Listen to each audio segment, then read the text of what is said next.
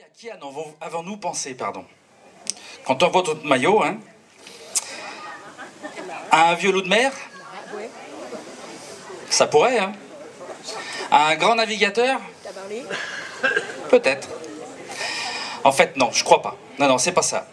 À une terre lointaine ensoleillée, peut-être. C'est le temps aujourd'hui en plus. Allez, je vous aide un peu. Comme vous en avez désormais l'habitude, il s'agit bien entendu d'une personne dont l'action a marqué la commune à plus d'un titre. D'une personne qui a marqué l'histoire de ce lieu. D'une personne, ça va devenir vraiment très facile, qui a toujours été volontaire. Allez, fin du suspense. J'appelle Daniel Quentin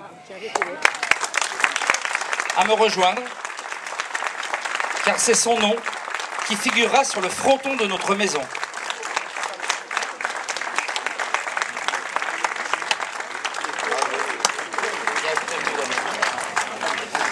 Viens à côté de moi, Daniel, viens à côté de moi. J'ai encore 2-3 petits mots à dire, parce qu'on ne va pas le laisser monter sur la tribune comme ça. Alors, c'est mes mots à moi, hein, tu m'en voudras pas. J'ai pas tout dit, parce que sinon on en aurait pour 3 heures, voire plus. Donc Daniel Quentin, pour ceux qui ne le connaissent pas, ce qui m'étonnerait, c'est une figure locale, même s'il n'aime pas qu'on dise cela. Daniel, c'est d'abord un enfant du pays. Un gars d'ici, quoi. Un peu plus tard, alors je résume très vite, hein, parce qu'il a fait d'autres choses, mais pour moi, dans ma tête, il est devenu boucher. Puisque le mardi matin, à Place d'Azieux, quand j'allais à l'école sur la place, eh ben, il tenait le boucher, lui, il tenait avec le...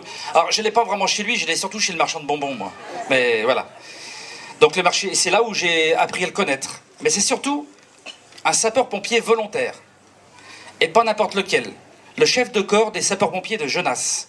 Celui qui a accepté de porter le projet de la municipalité pour créer, ici même, une nouvelle caserne de pompiers. C'était en 1981. Et Daniel, tu as su fédérer autour de toi pour donner à une ville, encore village à cette époque, un équipement de pro, pourtant avec les moyens du bord. Tous les anciens se souviennent que les pompiers ont aménagé eux-mêmes la caserne, qu'ils ont passé leur dimanche à peindre, à poncer, à bricoler. C'était un autre temps et toi, Daniel, tu n'as pas... Pardon. C'était un autre temps et toi, Daniel, tu n'as jamais compté le tien au service des autres.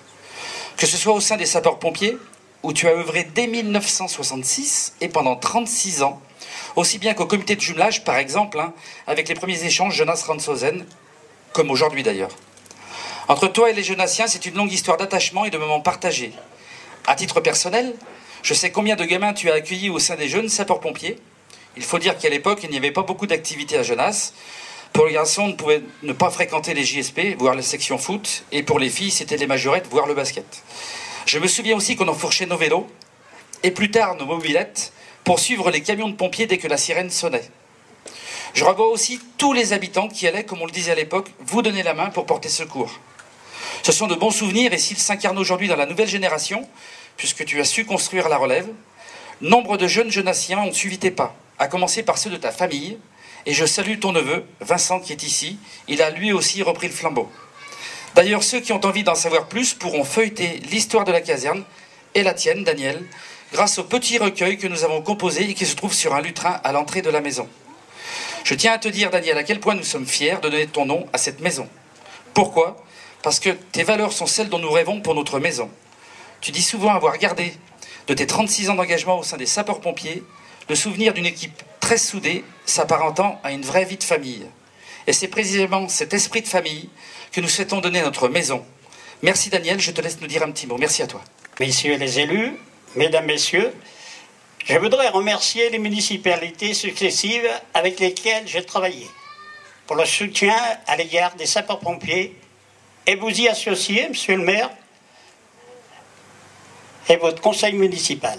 Bien que n'étant plus responsable du centre, j'ai suivi avec intérêt votre engagement pour la réalisation de la nouvelle caserne Genasse-Chassieux. À croire que l'environnement Réau-Liberté était prédestiné à y recevoir toutes ces réalisations communales. Cela a commencé par la construction sur ce terrain de la caserne inaugurée en février 1981 par monsieur le maire de l'époque et son conseil municipal, et pour finir aujourd'hui en maison de toutes les générations. Merci, monsieur le maire, pour avoir donné mon nom à cette bâtisse. J'en suis très honoré. Peut-être en serai-je un futur utilisateur. Merci. C'est fort.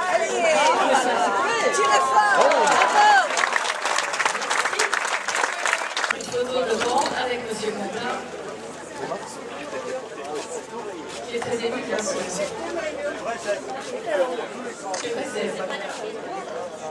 Renaud, Mme Galland. Mme Galland, elle est